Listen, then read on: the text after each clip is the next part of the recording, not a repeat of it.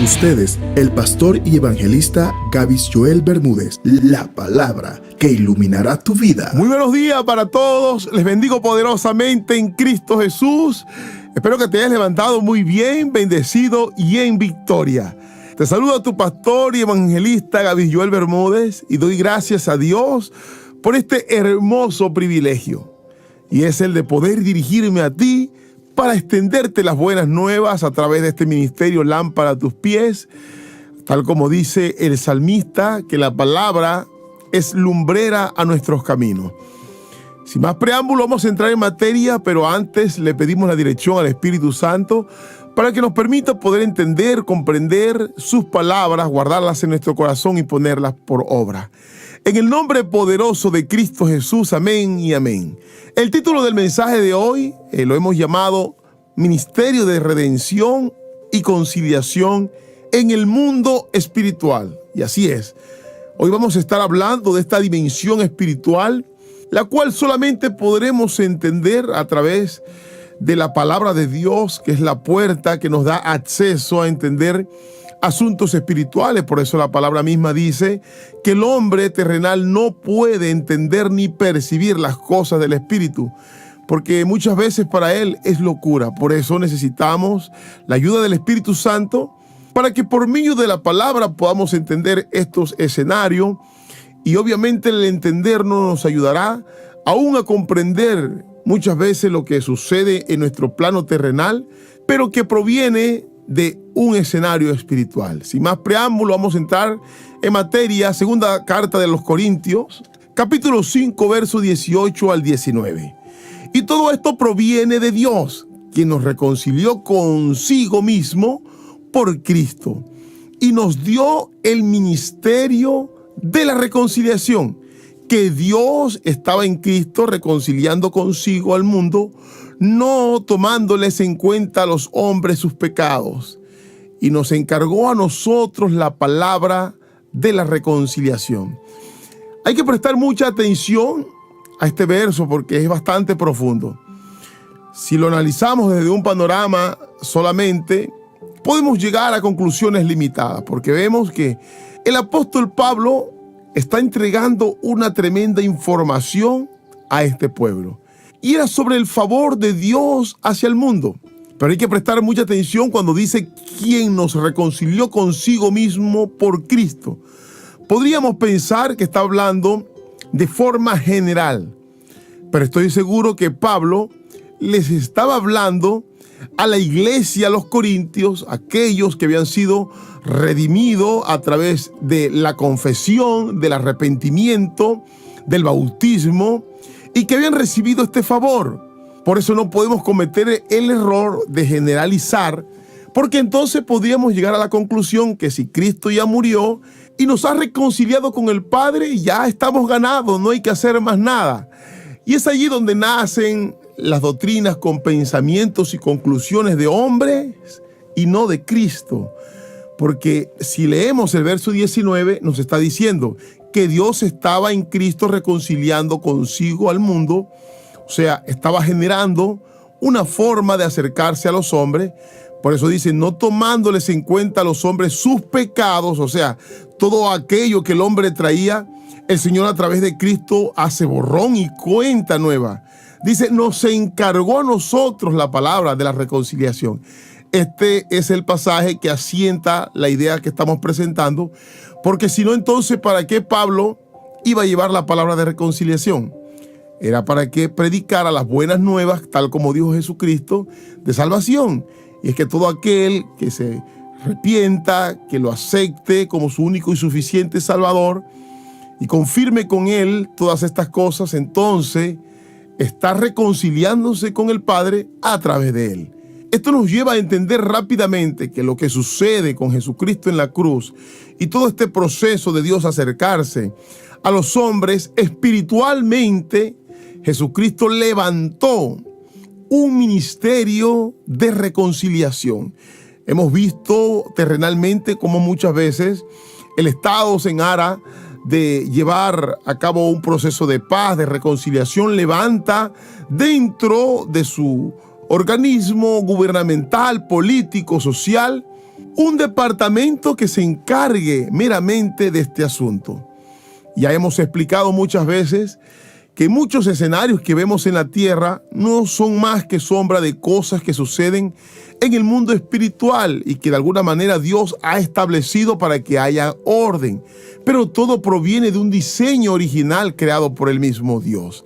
Entonces, esto nos lleva a confirmar una vez más lo que hemos mencionado algunas veces, y es que el mundo espiritual se rige por leyes, decretos y mandamientos, y el invalidarlos traerán a nuestra vida también consecuencias, tal como sucede en la tierra. Cuando hacemos una falta, una transgresión, hay una ley, un decreto que nos dice que el incumplimiento o el haber hecho tal falta nos genera ciertos castigos o ciertas consecuencias.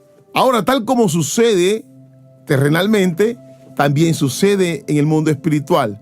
Lo que pasa es que muchas veces no lo logramos percibir porque estamos como seres humanos apartados de la presencia del Señor, falta de discernimiento y comprensión de los eventos espirituales, y calificamos o le damos explicación a muchos eventos que pasan en nuestra vida bajo un razonamiento humano. Por poner un ejemplo, algunas enfermedades, algunas situaciones económicas, sentimentales, atribuimos que son asuntos de este mundo, pero se desconoce la verdadera realidad y que todo esto tuvo un origen en el mundo espiritual y que luego se manifestó a nuestras vidas. Estoy seguro que si siempre analizamos nuestra vida, nuestros escenarios, siempre anclado al mundo espiritual, vamos a entender mucho más todo lo que nos sucede. Y esto nos ayudaría también a prevenirnos de que sucedan otras cosas más. Por eso la palabra dice: mi pueblo perece por falta de conocimiento. Es necesario poder entender, y excúseme la insistencia sobre estos asuntos, pero mire, cuando usted comete un pecado, aunque en el mundo terrenal no lo puedan ver y pueda salir ileso, en el mundo espiritual no es así, porque allí no se puede usted ocultar de la justicia. Por eso muchas veces escuchamos esa frase en nuestro contexto cultural, que la justicia de Dios nunca falla, que puede demorar, pero siempre llega. Lo que pasa es que llega en el tiempo correcto, y queramos o no, algún día tendremos que dar cuenta ante el trono de Dios. Ahora, hablando sobre los decretos, leyes y mandamientos, creo que muchos hemos escuchado los mandamientos y al parecer muchos parecieran que no entienden la gravedad o la importancia de cumplirlos tal como nuestro Dios soberano lo ha mandado.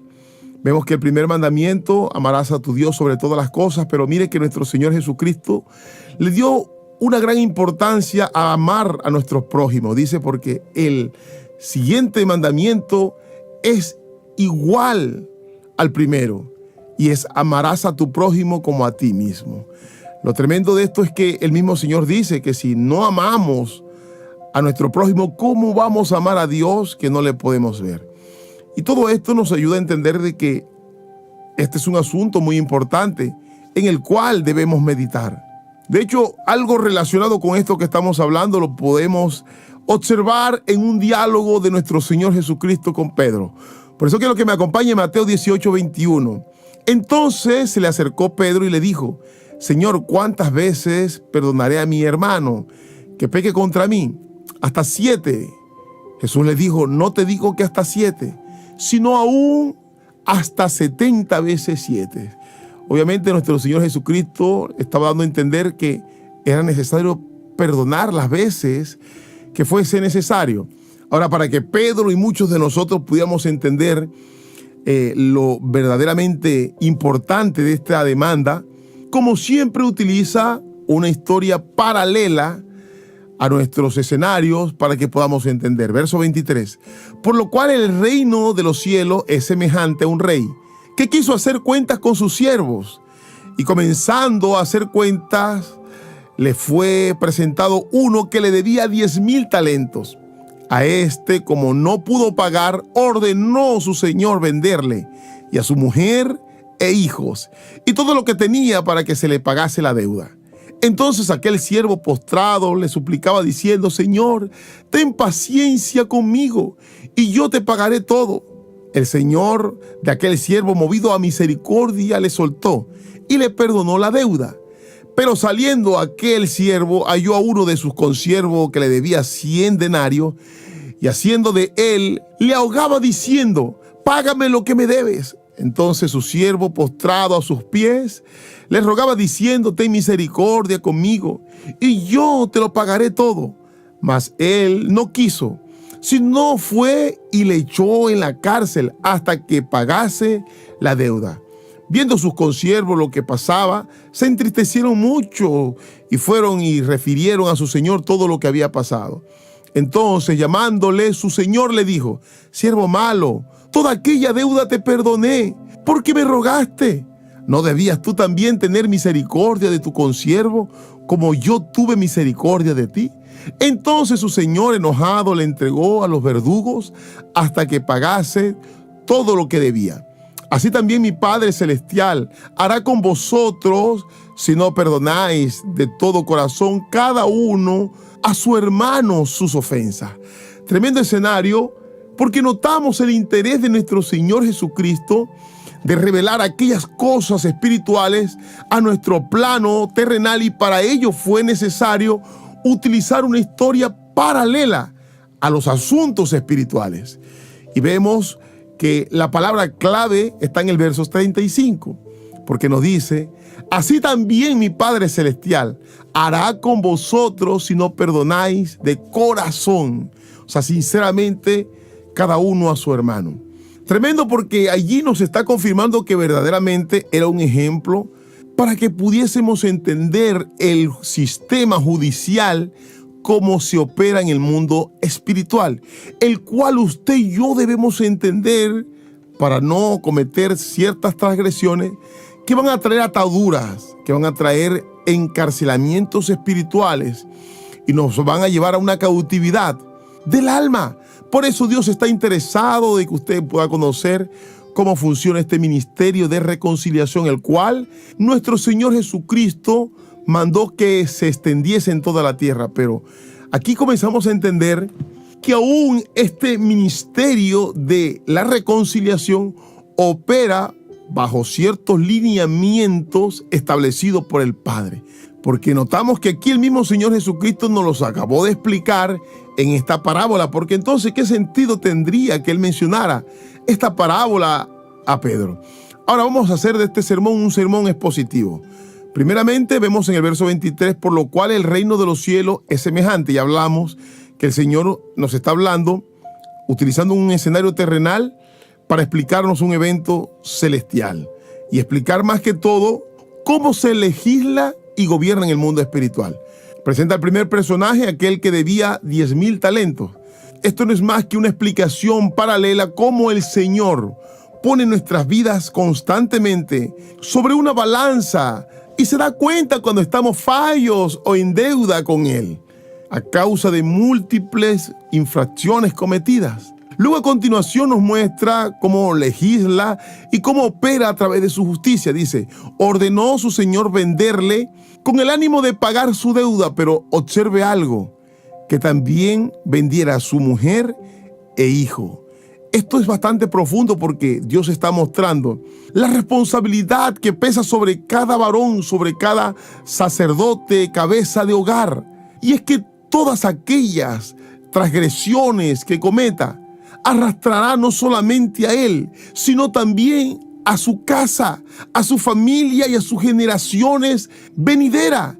Porque precisamente esto lo explica el mismo Señor con su pueblo Israel en Deuteronomio 30:19, que no es más que sombra de un sistema que opera en el mundo espiritual y que había de venir para nosotros cuando Jesucristo estableciese su sistema de gobierno. Dice Deuteronomio 30:19, a los cielos y a la tierra llamo por testigo hoy contra vosotros, que os he puesto delante la vida y la muerte, la bendición y la maldición. Escoge para tus pies la vida, para que vivas tú y tu descendencia. Pero me encanta cómo el Señor lo dice unos capítulos antes, en el 12:28. Guarda y escucha todas estas palabras, lámpara a tus pies, que yo te mando, para que haciendo lo bueno y lo recto ante los ojos de Jehová tu Dios, te vaya bien a ti y a tus hijos después de ti para siempre. Nos está confirmando lo antes dicho. Ahora, hemos tomado un ejemplo de las muchas formas que se puede cometer transgresiones, en este caso, por no perdonar la transgresión de un prójimo.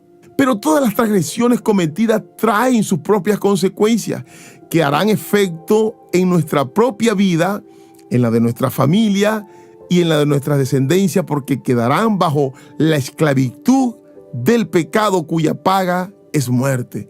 Esto es bastante serio cuando entendemos la dimensión de nuestras malas acciones.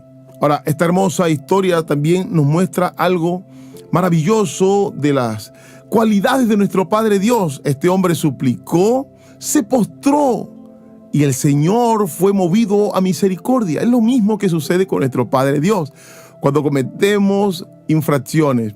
Esto nos demuestra que alcanzamos misericordia a través de Cristo Jesús. Obviamente, cuando nos acercamos con un corazón contristo y humillado, con un verdadero arrepentimiento.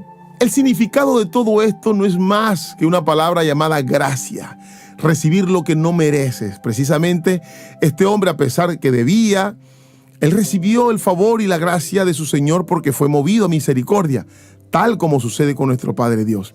Pero ahora nuestro Señor quiere que esa gracia que nosotros recibimos en Él, también la manifestemos con nuestro prójimo. Y todo lo contrario fue lo que hizo este varón. No tuvo misericordia de su prójimo, sino que lo afligió y lo llevó a una agonía, al punto que lo hizo encarcelar por esa transgresión. Pero ya leímos la parábola que dice que esto enojó mucho el corazón del padre, porque no tuvo la capacidad de ponerse en el lugar de la otra persona, no tuvo la empatía que el Señor tuvo con él. Acuérdense que nuestro Padre Dios nos dice que hagamos con los demás lo que queremos que hagan con nosotros. Obviamente este hombre no tuvo la capacidad de entender la misericordia, el favor y la gracia inmerecida que él recibió, porque si lo hubiese entendido, entonces la hubiese aplicado con su prójimo. Lo que sucedió a continuación también debe ser de gran importancia para nosotros, porque dice que sus consiervos se dieron cuenta de lo que estaba sucediendo y esto se lo comunicaron al Señor. Ahora, esto nos puede estar hablando de múltiples escenarios, tanto en el escenario terrenal como son las oraciones de los creyentes, manifestándole al Señor las injusticias de otras personas. O también nos muestra que en el plano espiritual se está observando todo lo que estamos haciendo, lo que motiva más al juez ante los testigos operar en justicia, lo cual decretó, pero lo hizo bajo evidencias tanto notorias como de hechos, porque le dijo: yo tuve misericordia contigo, ¿por qué no la pudiste tener con tu prójimo? Y esto nos habla que Dios toma los actos de misericordia para con nosotros como evidencia para juzgarnos, justamente. Y esto rápidamente me lleva a acordarme que el Señor Jesucristo dijo que se extendiera toda la palabra de las buenas nuevas de salvación en todo el mundo para que quede evidencia, o sea, como testimonio, para que aquellos que rechacen en el momento de ser juzgado, porque dice la palabra que todos tenemos que compadecer ante el trono celestial. Entonces, ¿cómo Dios va a juzgar? Bajo evidencia, bajo testimonio. Y la mayor de ellas es el acto de misericordia que Dios ha dado a la humanidad, empezando desde su Hijo, entregado por nosotros como un acto de gracia. Ante todos estos testimonios y evidencias, nadie podrá presentar ningún tipo de apelación justificable, porque en toda su palabra Dios dejó las ordenanzas, decretos y leyes que Él ha establecido para gobernar en su trono celestial. Ahora, para ir concluyendo el ejemplo con el cual comenzamos, Mateo capítulo 6, verso 12, el mismo Señor Jesucristo nos ratifica a través de un modelo de oración, el cual es tan importante que todos podamos entender cómo recibimos el favor y misericordia de Dios, de lo que ya antes Pablo mencionó. Dice, y perdónanos nuestras deudas como también nosotros perdonamos a nuestros deudores. Y no nos metas en tentación, mas líbranos del mal. Amén. Porque tuyo es el reino y el poder y la gloria por todos los siglos. Amén. Porque si perdonáis, lámpara a tus pies, a los hombres sus ofensas, os perdonará también a vosotros vuestro Padre Celestial. Note de que es un privilegio que es condicionado por una demanda. No es tan fácil como usted cree. Por eso es un modelo de oración en el cual nosotros tenemos que apelar constantemente. No son simplemente palabras para que usted la convierta en una repetidera constante sin entender su esencia. Es algo que el Señor Jesucristo, bajo el conocimiento de los escenarios espirituales, nos enseñó para tener en cuenta, para saber cómo tenemos que acercarnos al Padre y clamarle, porque no es algo fácil. Y en el 15 lo concluye. Mas si no perdonáis a los hombres sus ofensas, tampoco vuestro Padre os perdonará vuestras ofensas. Entonces aclaramos el panorama. El Señor levantó un ministerio de reconciliación para perdonarnos, reconciliarnos, restaurarnos a través de Cristo. Pero ese ministerio aplica bajo ciertas normas y decretos que el Señor Jesucristo nos lo reveló a través de esta oración. El no entender muchas veces ciertos pasajes llevan a la gente a ver ciertos mandatos de Dios con mucha ligereza o a entender ciertos privilegios que tenemos de la manera errónea. Y es allí donde muchos van a quedar avergonzados en el trono de juicio. Como una nota final importante, mire, nosotros muchas veces nos acercamos al Señor a clamar, a pedir por cosas terrenales en medio de la oración. Pero el Señor Jesucristo nos enseña a través de este modelo de oración cuáles deben ser nuestras prioridades cuando nos dirigimos al Padre. Y estas prioridades deben estar en asuntos espirituales que son difíciles de poder comprender y aún humanamente de poder aplicar. Pero todo vendrá de lo espiritual, aún nuestra comprensión y aún la fortaleza para poder cumplir esta demanda, como es perdonar a aquel que me hizo daño, aquel que me hirió, aquel que hizo una infracción contra mí.